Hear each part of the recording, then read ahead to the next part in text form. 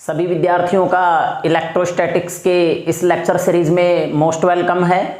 देखिए, previous session में हमने विद्युत क्षेत्र रेखाओं या विद्युत बल रेखाओं के बारे में अध्ययन कर लिया था। एक बार फिर से ध्यान देंगे विद्यार्थियों। देखिए, विद्युत क्षेत्र रेखाएं या विद्युत बल रेखाएं क्या होती हैं। तो मैंने आपको बताया था प्रीवियस सेशन में कि विद्युत बल रेखाएं वे काल्पनिक वक्र होते हैं जो किसी बिंदु पर वास्तविक विद्युत क्षेत्र की दिशा व परिमाण को प्रदर्शित करती हैं। जैसे मान लीजिए ये कोई वक्रीय रेखा है। अब इस वक्रीय रेखा के इस बिंदु के ऊपर हमें विद्युत क्षेत्र ज्ञात करना है। तो जिस बिंदु के ऊपर विद्यार्थियों विद्युत क्षेत्र ज्ञात करना होता है उसी बिंदु के ऊपर हम स्पर्श रेखा खींचते हैं। तो यहां देखिए, विद्युत क्षेत्र की जो साइड डायरेक्शन है वो इस बिंदु पर खींची गई स्पर्श रेखा की दिशा में होगी। अब देखिए, आज के सेशन में हमारा जो टॉपिक रहेगा ये रहेगा विद्युत फ्लक्स, जिसे इलेक्ट्रिक फ्लक्स भी कहा जाता है। अब देखिए विद्यार्थियों, क्या होता है विद्युत फ्लक्स। तो विद्युत फ्लक्स को समझने के लिए हम यहां ये देखते हैं। जैसे मान लीजिए ये हमारे पास कोई पृष्ठ है, ध्यान दीजिएगा। जैसे ये हमारे पास इस प्रकार से कोई ये पृष्ठ रखा हुआ है। अब देखिए, इस पृष्ठ से हमने इस पृष्ठ को क्या किया है, विद्युत क्षेत्र में रख दिया है। और विद्युत क्षेत्र में हमने इस प्रकार से रखा है कि यह इलेक्ट्रिक फील्ड के लंबवत है। देखिए, इस प्रकार से कुछ ऐसे रखा हुआ है विद्यार्थियों। यह है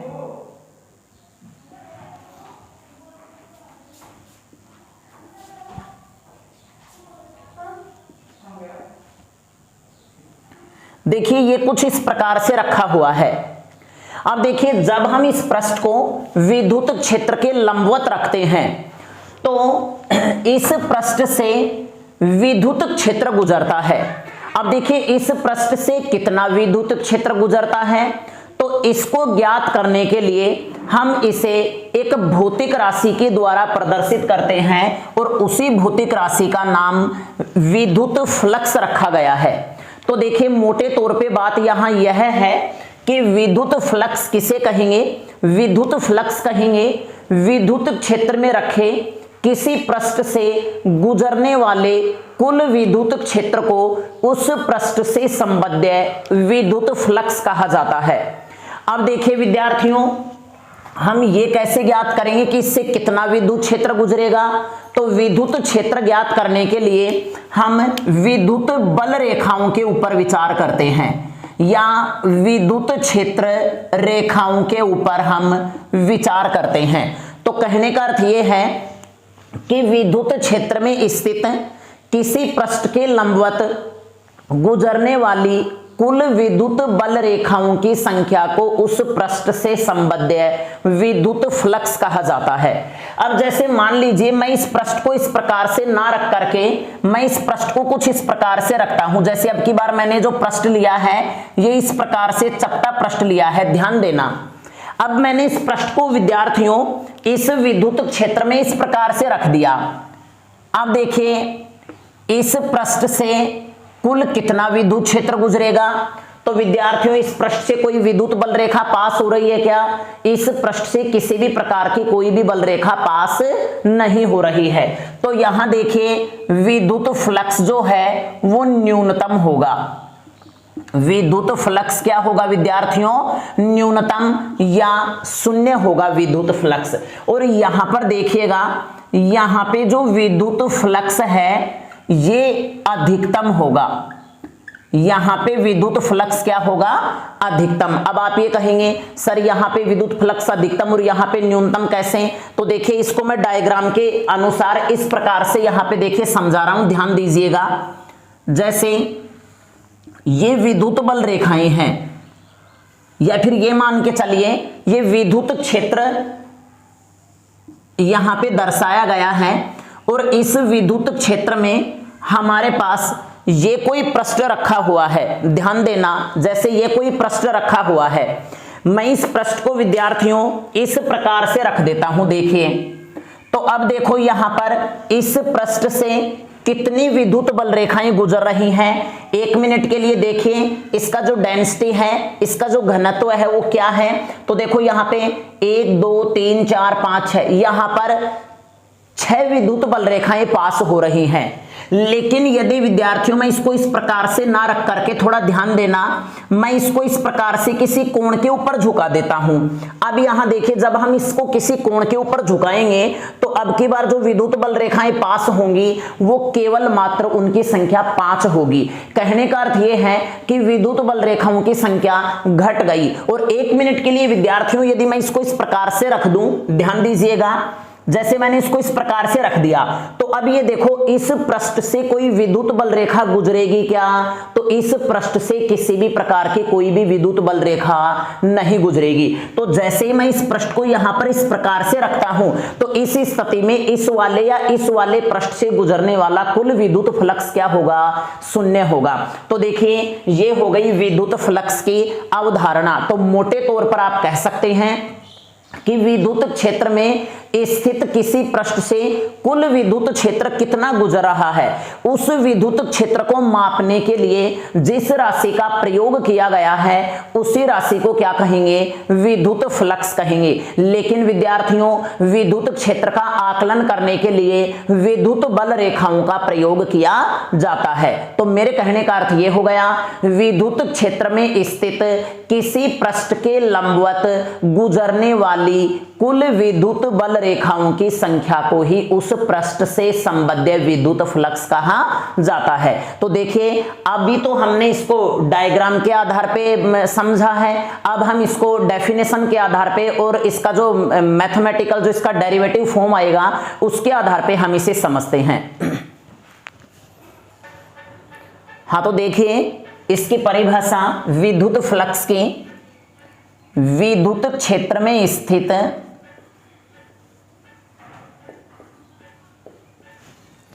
विद्युत क्षेत्र में स्थित किसी पृष्ठ के लंबवत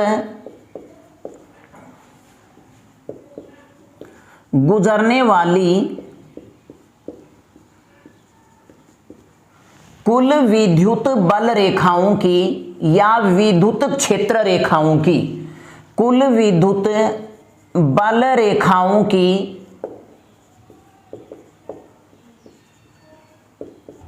संख्या को उस पृष्ठ से संबद्ध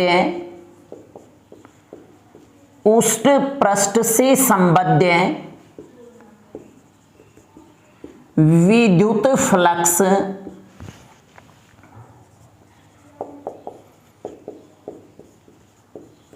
कहा जाता है।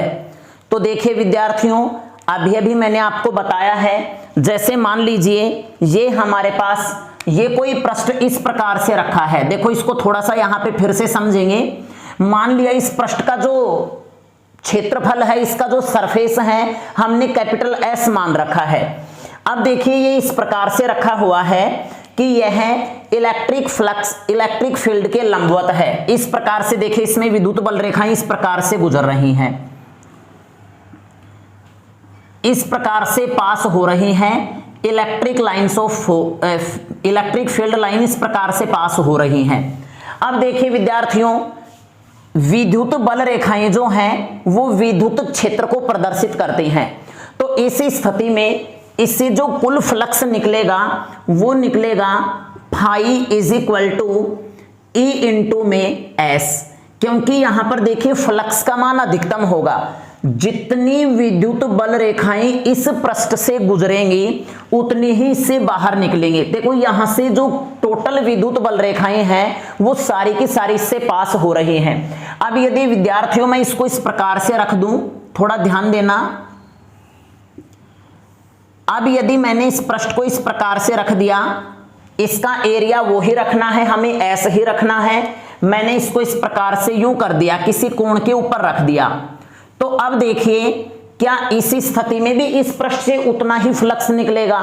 तो इस स्थिति में यहां पे फ्लक्स थोड़ा कम निकलेगा। पहली जो स्थिति है, पहला जो केस है, उससे इलेक्ट्रिक लाइन जो है, विद्युत बल रेखाएं जो है वो कम गुजरेंगी। तो यहां देखो अब हम किस प्रकार से ज्ञात करें कि विद्युत फ्लक्स कितना पास होगा? तो अब हमें यहां पर क्षेत्रफल सदिश देखना ही पड़ेगा। अब ये क्षेत्रफल सदिश क्या होता है? तो देखिए जैसे मान लीजिए ये हमारे पास कोई पृष्ठ है, इसका क्षेत्रफल S है। अब इस पृष्ठीय क्षेत्रफल के लंबवत जो क्षेत्रफल है, ये जो लंबवत जो क्षेत्रफल है, ये कहलाएगा इसका क्षेत्रफल सदिश, एरिया वेक्टर कहलाएगा। अब यहां देखिए हमने ये मान लिया कि ये जो पूरा पार्ट है ये अनेक छोटे छोटे एरिया एलिमेंट से मिलकर के बना हुआ है, क्षेत्रफल अल्पांश से मिलकर के बना हुआ है। और हम यहां पर किसी एक अल्पांश के ऊपर, किसी एक एलिमेंट के ऊपर विचार करेंगे। जैसे मान लीजिए ये हमारा एक एलिमेंट है और इसका जो एलिमेंट एरिया है वो है वेक्टर डीएस। क्या है यहां पर? Vector DS.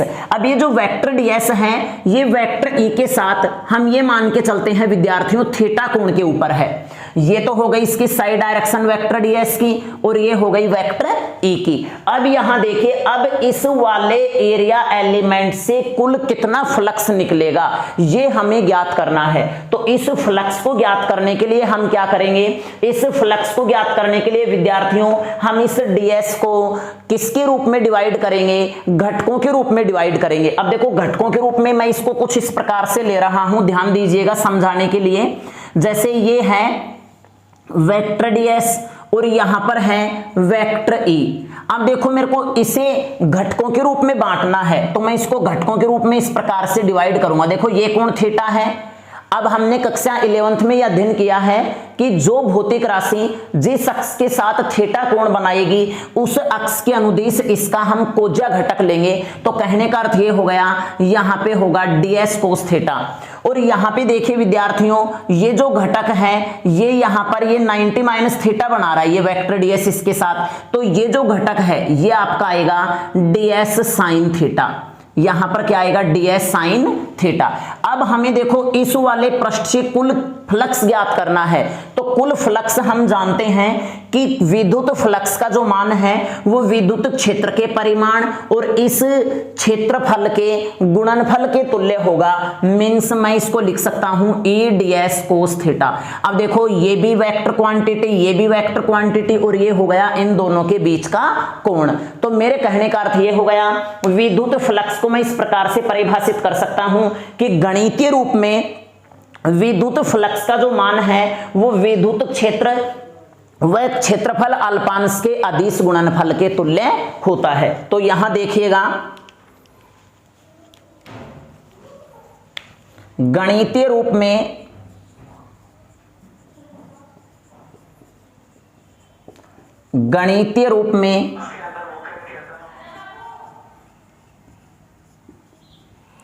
विद्युत फ्लक्स का मान विद्युत क्षेत्र वेक्टर ई व क्षेत्रफल अल्पांश वेक्टर डीएस के अदिश गुणनफल के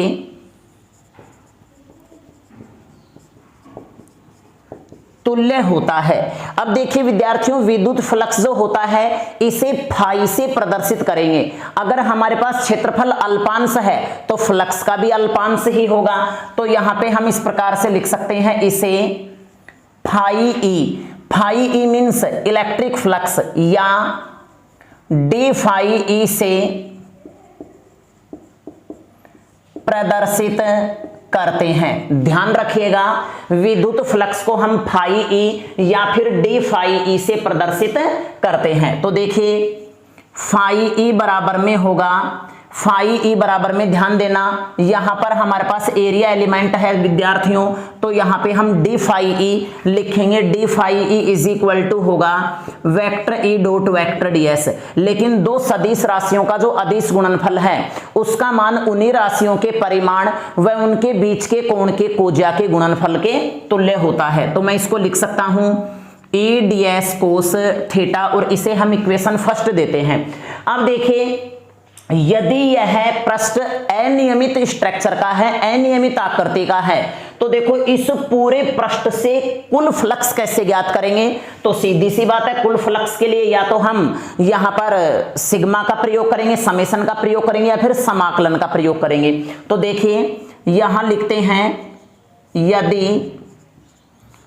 पृष्ठ अनेक छोटे छोटे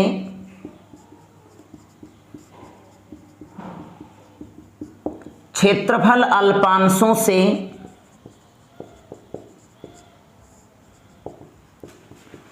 मिलकर बना हो तो संपूर्ण पृष्ठ से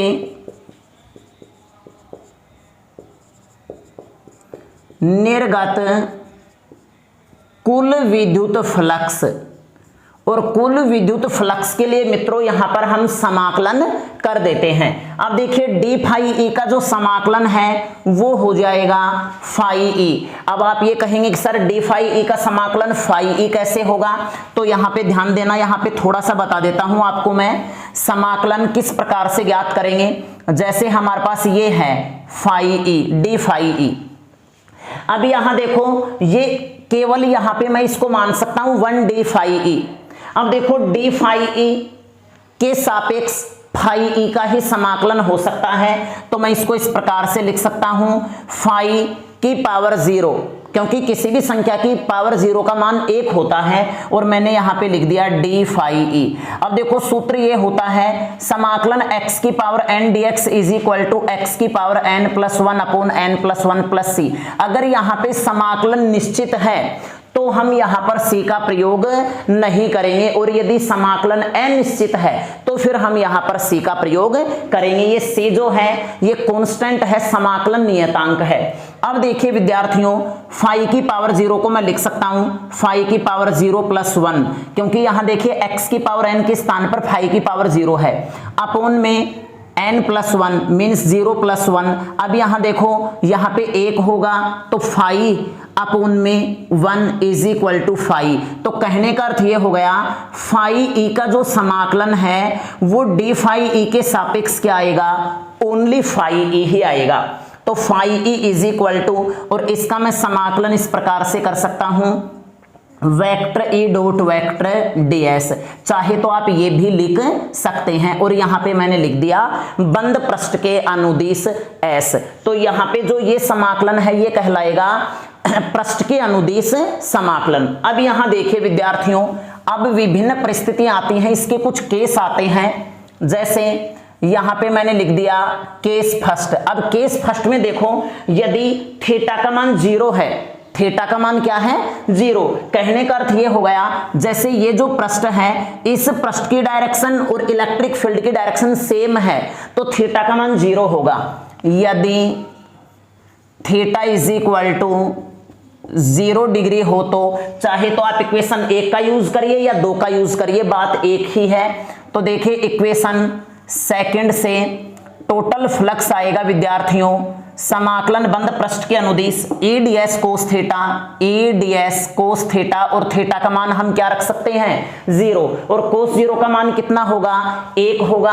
तो यहां पर देखिए phi E is equal to होगा बंद पृष्ठ के अनुदिश समाकलन ई डी एस, इसे हम समीकरण 3 दे देते हैं। इसी स्थिति में जो यहां पर फाई ई आएगा विद्यार्थियों ये मैक्सिमम आएगा, अधिकतम फ्लक्स आएगा। अब देखिए दूसरा केस आता है, केस सेकंड आता है यदि थीटा का मान 90 डिग्री हो तो। अब 90 में देखिए किस प्रकार से, जैसे ये तो है इलेक्ट्रिक फील्ड लाइन, और यहां पर मैंने इस पृष्ठ को इस प्रकार से रख रखा है। देखो ये तो हो गया वेक्टर ds और ये हो गया वेक्टर E। तो इसी स्थिति में इस वाले पृष्ठ से कोई फ्लक्स गुजरेगा क्या, कोई विद्युत बल रेखा गुजरेगी क्या? तो यहां देखिए इक्वेशन सेकंड से phi E is equal to बंद रेखा समाकलन पृष्ठ के अनुदिश E ds कोस 90, और कोस 90 का मान 0, जब 0 को इससे मल्टीप्लाई करेंगे तो 0 आएगा। तो यहां देखिए फाई E मिनिमम प्राप्त हो गया, 0 प्राप्त हो गया विद्यार्थियों। अब यहां देखिए एक स्थिति और भी आती है, यदि थीटा का मान 180 होता है, 180 डिग्री होता है, तो कोस 180 का मान क्या होगा, -1। तो इस स्थिति में जो फ्लक्स आएगा वो अधिकतम तो आएगा किंतु ऋणात्मक आएगा, जिसको मैं नोट या विशेष पॉइंट डाल के लिखवा दिया जाएगा। अब यहां देखें विद्युत फ्लक्स एक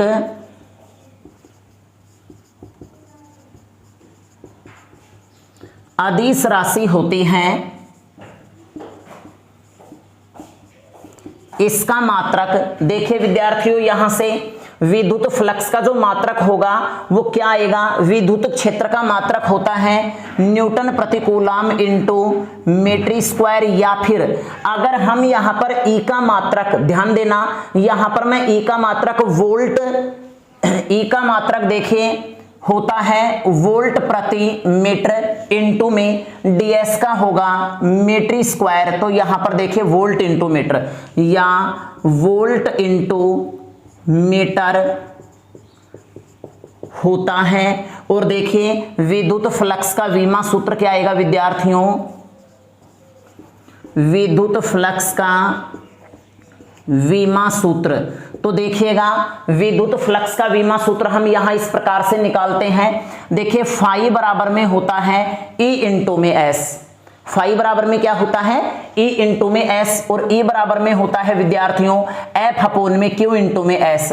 देखिए बल की विमा होती है M1 L1 T-2, Q का होगा A1 T1 और क्षेत्रफल का होगा L2। तो यहां पे देखें M1 L3 T-3 A-1, तो ये हो गया इसका विमा सूत्र। तो यहां लिखते हैं M1 L3 T-3 A-1 होता है। तो आप इसका एज इट इज स्क्रीनशॉट लेके आप इसे नोट्स में मेंशन कीजिएगा। अब देखें इसके बाद में हम कुछ विशेष पॉइंट देखेंगे, इसके बाद में यहां देखते हैं।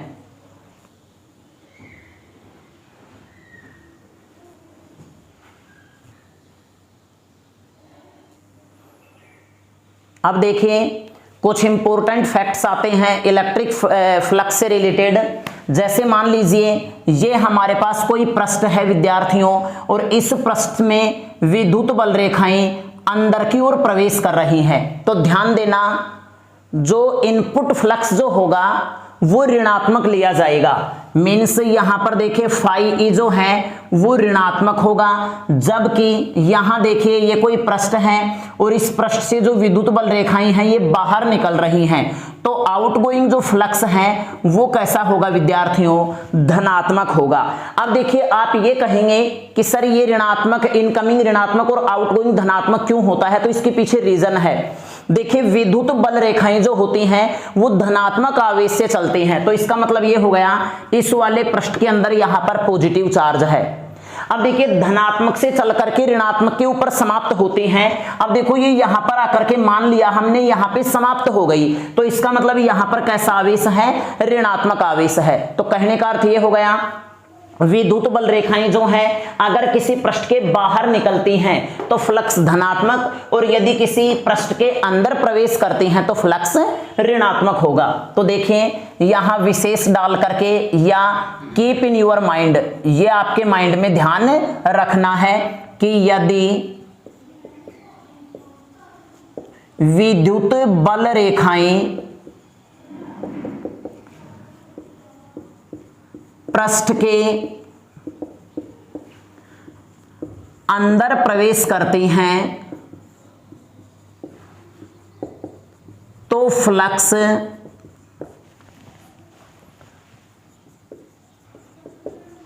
ऋणात्मक तथा यदि